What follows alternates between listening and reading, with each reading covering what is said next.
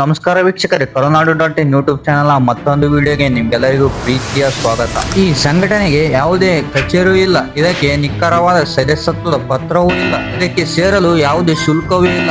ಆದರೂ ಈ ಸಂಘಟನೆಯ ಒಂದೇ ಒಂದು ಸಣ್ಣ ಕರೆಗೆ ಕೋಟ್ಯಾಂತರ ಜನ ಒಟ್ಟಾಗಿ ನಿಲ್ಲುತ್ತಾರೆ ಅಂದ್ರೆ ನೀವು ನಂಬುತ್ತೀರಾ? ಹೌದು, ಇದು ನಿಜಾನೇ. ಈ ಸಂಘಟನೆಯ ಒಂದೇ ಒಂದು ಸಣ್ಣ ಕರೆಗೆ ಕೋಟ್ಯಾಂತರ ಜನ ನಿಲ್ಲುತ್ತಾರೆ. ಹಾಗಾದರೆ ಈ ಸಂಘಟನೆಯ ಹೆಸರೇನು? ಭಾರತದ ರಾಜಕೀಯ, ಸಾಮಾಜಿಕ ಮತ್ತು ಒಮ್ಮೆ ಇತಿಹಾಸದ ಪುಟಗಳನ್ನು ತಿರುವಾಕಿ ನೋಡಿದರೆ ಅತ್ಯಂತ ಪ್ರಭಾವಶಾಲಿ ಸಂಘಟನೆಗಳಲ್ಲಿ ಒಂದು ಎಂದು ತಿಳಿಯುತ್ತದೆ. ಅದುವೇ ಸ್ವಯಂ ಸೇವಕ ಸಂಘ ಅಂದ್ರೆ RSS ಸಂಘಟನೆ ಅಂದ್ರೆ ದೇಶಭಕ್ತಿ, ರಾಷ್ಟ್ರದ ಬಗ್ಗೆ ಪ್ರೇಮ, ಶಿಸ್ತು, ವ್ಯಕ್ತಿತ್ವ ವಿಕಸನ ಮತ್ತು ಸಮಾಜದ ಸೇವಾ ಮನೋಭಾವನೆ ಬೆಳೆಸುತ್ತದೆ ಎಂದು ಕೆಲವರ ಅಭಿಪ್ರಾಯ.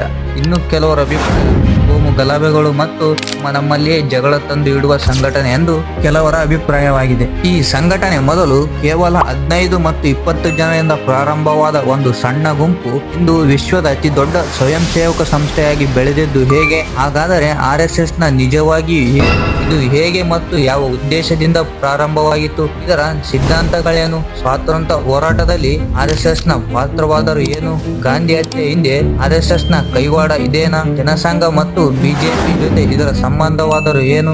ಈ ಒಂದು ವಿಡಿಯೋದಲ್ಲಿ ಒಂದು ದಶಕ ಕಂಪ್ಲೀಟ್ ಮಾಡಿದ RSS ಸಂಘದ ಮೈ ರೋಮಾಂಚಕಗೊಳಿಸುವ ವಿಷಯಗಳ ಬಗ್ಗೆ ತಿಳಿದುಕೊಳ್ಳೋಣ. ನೀವೇನಾದ್ರೂ ನಮ್ಮ ಚಾನೆಲ್ ನ ಮೊದಲ ಬಾರಿ ನೋಡ್ತಾ ಇದ್ರೆ ಸಬ್ಸ್ಕ್ರೈಬ್ ಮಾಡಿ, ಸಪೋರ್ಟ್ ಮಾಡಿ.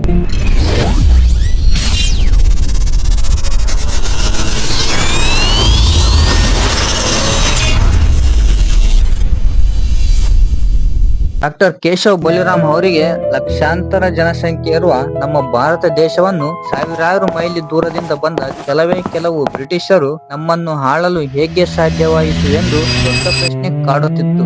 ಇದಕ್ಕೆ ಅವರಿಗೆ ಸಿಕ್ಕ ಉತ್ತರ ಭಾರತೀಯರಲ್ಲಿ ಸ್ನೇಹ ಸೌಹಾರ್ದತೆ, ಒಗ್ಗಟ್ಟಿನ ಬಲ ಇಲ್ಲ ಮತ್ತು ನಾನು ಮೇಲ್ಜಾತಿ ನೀನು ಕೀಳುಜಾತಿ ಎಂಬ ಹೆಸರಿನಲ್ಲಿ ಹಿಂದೂ ಸಮಾಜ ಒಡೆದು ಹೋಗಿತ್ತು. ಈ ಒಡಕನ್ನು ಹೋಗಲಾಡಿಸಿ ಶಿಸ್ತುಬದ್ಧ ಸಮಾಜ ರೂಪಿಸಲು 1925 ಸೆಪ್ಟೆಂಬರ್ 27 ವಿಜಯದಶಮಿ ದಿನ ನಾಗ್ಪುರದಲ್ಲಿ ಡಾಕ್ಟರ್ ಕೇಶವ್ ಬಲಿರಾಮ್ ಹೆಗ್ಡೆ ಅವರು ಊರಿನ ಮುಖ್ಯಸ್ಥರಲ್ಲಿ ಒಂದು ಸಣ್ಣ ಸಭೆ ಕರೆದರು. ಇವರು ಸ್ವಾತಂತ್ರ್ಯ ಹೋರಾಟಗಾರರಾಗಿದ್ದು ಮತ್ತು ಕ್ರಾಂತಿಕಾರಿ ಸಂಘಟನೆಗಳಲ್ಲಿ ತೊಡಗಿದ್ದರು. 1926 ಏಪ್ರಿಲ್ ನಲ್ಲಿ ರಾಷ್ಟ್ರೀಯ ಸ್ವಯಂ ಸೇವಕ ಸಂಘ ಎಂದು ಹೆಸರಿಡಲಾಯಿತು.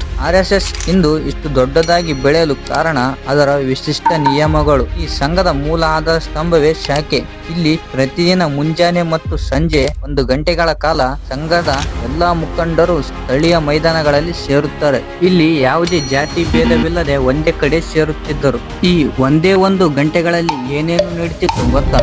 ದೇಹ ಸದೃಢತೆಗಾಗಿ ಯೋಗ, ವ್ಯಾಯಾಮ ಮತ್ತು ದಂಡ ತರಬೇತಿ ನೀಡಲಾಗುತ್ತಿದ್ದರೊಂದಿಗೆ ದೇಶಭಕ್ತಿ ಗೀತೆಗಳು ಮತ್ತು ರಾಷ್ಟ್ರೀಯ ವಿಷಯಗಳ ಕುರಿತು ಚರ್ಚೆಗಳು ನಡೆಯುತ್ತಿದ್ದವು. ಇಲ್ಲಿ ಗಮನಿಸಬೇಕಾದ ಪ್ರಮುಖ ವಿಷಯವೇನೆಂದರೆ ಈ ಸಂಘಟನೆಯಲ್ಲಿ ಯಾವುದೇ ಜೀವಂತ ವ್ಯಕ್ತಿಯನ್ನು ಗುರು ಎಂದು ಪರಿಗಣಿಸುವುದಿಲ್ಲ. ಬದಲಿಗೆ ಭಾರತದ ತ್ಯಾಗ ಮತ್ತು ಜ್ಞಾನದ ಸಂಕೇತವಾದ ಭಗವಾನ್ ಧ್ವಜ ಅಂದ್ರೆ ಕೇಸರಿ ಧ್ವಜವನ್ನು ಪರಮ ಗುರು ಎಂದು ಪೂಜಿಸುತ್ತಾರೆ. RSS ಸಂಘದಲ್ಲಿ ಸಂಸಾರ, ಮದುವೆ ಮತ್ತು ವೈಯಕ್ತಿಕ ಜೀವನವನ್ನು ತ್ಯಜಿಸಿ ದೇಶಾದ್ಯಂತ ಸಂಘದ ಸಿದ್ಧಾಂತಗಳನ್ನು ಪರಿಚಯಿಸಲು ಅವರ ಜೀವನವನ್ನು ಮುಡಿಪಾಗಿಡುವವರನ್ನು ಸಂಘದ ಪ್ರಚಾರಕರು ಎಂದು ಕರೆಯುತ್ತಾರೆ. ಇದಕ್ಕೆ ಪ್ರಧಾನಿ ನರೇಂದ್ರ ಮೋದಿ, ಮಾಜಿ ಪ್ರಧಾನಿ ಅಟಲ್ ಬಿಹಾರಿ ವಾಜಪೇಯಿ ಇವರು ಸಹ ಸಂಘದ ಪ್ರಚಾರಕರು. RSS ಇತಿಹಾಸದಲ್ಲಿ ಕೇವಲ ಸಂಘಟನೆ ಚಳವಳಿಗಳಿಂದ ಮಾತ್ರ ಕೂಡಿಲ್ಲ, ತೀವ್ರವಾದ ನಿಷೇಧಗಳು ಮತ್ತು ಅಂದಿನ ರಾಜಕೀಯ ನಾಯಕರನ್ನು ಎದುರಿಸಿದೆ. RSS ಸಂಘಟನೆಯನ್ನು ಭಾರತ ಸರ್ಕಾರ 3 ಬಾರಿ ನಿಷೇಧಿಸಿದೆ. ಈ ನಿಷೇಧಿಸಲು ಕಾರಣವಾದರೂ ಏನು ಗೊತ್ತಾ? ಸಂಪೂರ್ಣವಾಗಿ ತಿಳಿದುಕೊಳ್ಳೋಣ. ನೀವೇನಾದ್ರೂ ನಮ್ಮ ಚಾನೆಲ್ ನ ಇನ್ನೂ ಸಬ್ಸ್ಕ್ರೈಬ್ ಮಾಡಿಲ್ಲ ಅಂದ್ರೆ ಸಬ್ಸ್ಕ್ರೈಬ್ ಮಾಡಿ.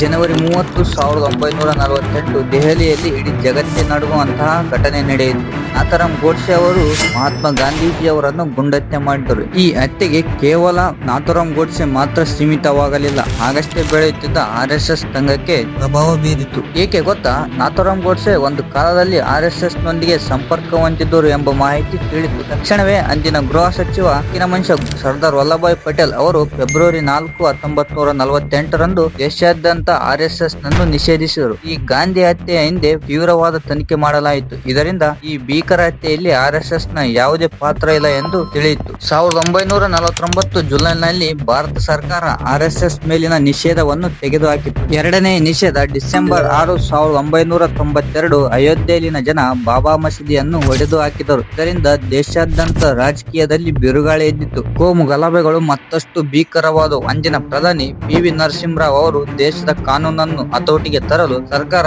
ಒಂದು ದೊಡ್ಡ ನಿರ್ಧಾರಕ್ಕೆ ಮುಂದಾಯಿತು. ಸಮಾಜದ ಅಶಾಂತಿಗೆ ಮತ್ತು ಮಸೀದಿ ಧ್ವಂಸಕ್ಕೆ ನೇರವಾಗಿ ಈ ಸಂಘಗಳೇ ಕಾರಣ ಎಂದು ಅಂದಿನ ಸರ್ಕಾರ ಗಂಭೀರವಾದ ಆರೋಪ ಹೊರಿಸಿತು. ಇದಕ್ಕೆ ಡಿಸೆಂಬರ್ 10, 1992ರಂದು ಕೇಂದ್ರ ಸರ್ಕಾರ ಆರ್ಎಸ್ಎಸ್ ಜೊತೆಗೆ ಬಜರಂಗ್ ದಳದಂತಹ ಸಂಘಗಳನ್ನು ದೇಶಾದ್ಯಂತ ನಿಷೇಧ ಮಾಡಿತು. ಇದಕ್ಕೆ ಆರ್ಎಸ್ಎಸ್ ಬೀದಿಗಿಳಿದು ಹೋರಾಟ ಮಾಡದೆ ದೇಶದ ನ್ಯಾಯಾಂಗ ವ್ಯವಸ್ಥೆ ಮೇಲೆ ಭರವಸೆ ಇಟ್ಟಿತು. ತಿಂಗಳುಗಟ್ಟಲೆ ವಾದಗಳು ನಡೆದ ನಂತರ ಜೂನ್ 1993 ಪಿ.ಕೆ. ಬೈರಿ ನೇತೃತ್ವದ ನ್ಯಾಯಾಂಗದಲ್ಲಿ ಒಂದು ಐತಿಹಾಸಿಕ ತೀರ್ಪು ನೀಡಿತು. ಅಯೋಧ್ಯೆಯ ಬಾಬಾ ಮಸೀದಿ ಧ್ವಂಸದ ಘಟನೆಯಲ್ಲಿ ಆರ್ಎಸ್ಎಸ್ ಯಾವುದೇ ಸಂಚು ರೂಪಿಸಿಲ್ಲ ಮತ್ತು ಕಾನೂನು ವಿರೋಧ ಯಾವುದೇ ಚಟುವಟಿಕೆ ನಡೆಸಿಲ್ಲ ಎಂದು ಹೇಳಲಾಯಿತು. ಇದಕ್ಕೆ ಆರ್ಎಸ್ಎಸ್ ಮೇಲಿನ ಸಂಪೂರ್ಣವಾದ ನಿಷೇಧವನ್ನು ತೆಗೆದುಹಾಕಲಾಯಿತು. ಇಂದು ಆರ್ಎಸ್ಎಸ್ ಕೇವಲ ಬೆಳಗಿನ ಶಾಖೆಗಳಿಗೆ ಮಾತ್ರ ಸೀಮಿತವಾಗಿಲ್ಲ.